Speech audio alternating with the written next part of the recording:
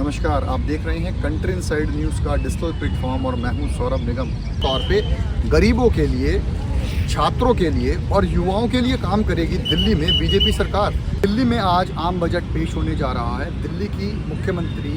CM Rekha Gupta आज दिल्ली में आम बजट पेश करेगी। मगर उसके पहले आपको एक अहम जानकारी देते हैं कि दिल्ली में 27 साल के बाद बीजेपी ने विधानसभा चुनाव में परचम लहराया है और लोगों से जो वादे किए हैं उन पर खरा उतरने के लिए सीएम रेखा गुप्ता ने भी एक प्रेस कॉन्फ्रेंस कल की है बजट से ठीक पहले, और उन्होंने लोगों से रिव्यू मांगे थे दिल्ली में क्या अपेक्षाएं हैं लोगों से। उसके लिए 3 मार्च को एक व्हाट्सएप नंबर और एक मेल आईडी जारी किया गया था, जिसके बाद इसके द्वारा उनको लगभग 10,000 से ज़्यादा लोगों के मैसेज और मेल्स मिले हैं। जिसके बाद रेखा गुप्ता ने कल प्रेस कॉन्फ्रेंस में बताया कि दिल्ली के तमाम ऐसे छात्र हैं, तमाम ऐसे गरीब लोग हैं, तमाम ऐसे व्यवसायी हैं जो इस बजट से क्या चाहते हैं, उसके लिए हमने तमाम रिव्यू किए हैं और ये जो 10,000 से ज़्यादा उनको मैसेज और मेल मिली हैं, उनके ऊपर हमने इस बजट को तैयार किया है। आपको बता दें कि 27 साल बाद दिल्ली में बीजेपी ने जो परचम विधानसभा चुनाव में लहराया है और 27 साल के बाद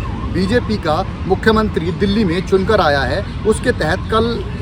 सीएम रेखा गुप्ता ने जो प्रेस कॉन्फ्रेंस की है उसमें कुछ अहम जानकारियां दी हैं। जैसे पहली जानकारी उन्होंने दी है कि गरीबों के लिए, छात्रों के लिए और साथ ही जो युवा हैं उनके लिए इस बजट में कुछ खास होगा और दिल्ली में जो भी विकसित करना है, दिल्ली को जो भी विकास करना है, इन तीनों को सबसे ज़्यादा आगे और अहम रोल देने की बात कर रही हैं सीएम रेखा गुप्ता ने कल एक बात अहम ये बोली है कि विधानसभा सत्र भी अब पेपरलेस हो जाएगा, जिससे लाखों रुपए की बचत होगी और जो खर्च पेपर पे होता था वो ऑनलाइन रहेगा और आम लोग भी इस बजट को देख पाएंगे। आम लोग भी विधानसभा में क्या गतिविधियां हो रही हैं, क्या जानकारियों का स्प्रेड हो रहा है, वो सारी जानकारी एक दूसरे के थ्रू यानी कि ऑनलाइन के थ्रू वो देख पाएंगी। आपको बता दें कि रेखा गुप्ता ने ये भी जानकारी दी है कि आज खीर खिलाकर विधानसभा सत्र में जो बजट सत्र की शुरुआत होगी वो की जाएगी और अहम लोग जो बजट से जुड़े हैं उनको खीर खिलाया जाएगा और मुंह मीठा करके विधानसभा सत्र में आम बजट की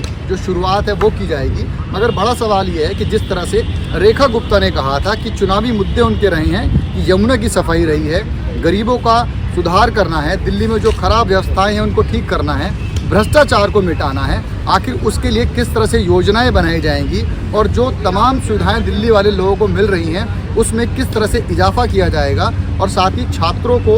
युवाओं को और गरीबों को किस तरह से उनका स्तर बढ़ाया जाएगा, इसकी बात तो रेखा गुप्ता कर रही हैं। मगर देखना ये होगा कि कहीं ये चुनावी वादे हवाई ना हो जाएं, क्योंकि यमुना की सफाई एक बहुत बड़ा टास्क है दिल्ली सरकार के लिए कि अगर वो दिल्ली में यमुना की सफाई कर देते हैं और क्रूज़ चलाने की भी बात चल रही है, अगर ऐसा कुछ हो जाता है तो वाकई दिल्ली वालों के लिए खुशखबरी होगी और एक ये मिसाल पेश करेगी बीजेपी कि 27 साल से गैर बीजेपी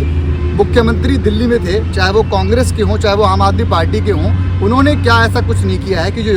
यमुना की सफाई नहीं हुई है। और अब बीजेपी ने आकर 3 से 6 महीने में ऐसा क्या चमत्कार कर दिया कि दिल्ली में क्रूज चलने लगे हैं और यमुना की सफाई हो गई है। अपनी सहयोगी प्रियंका के साथ कंट्री इनसाइड न्यूज़ के लिए दिल्ली से सौरभ निगम।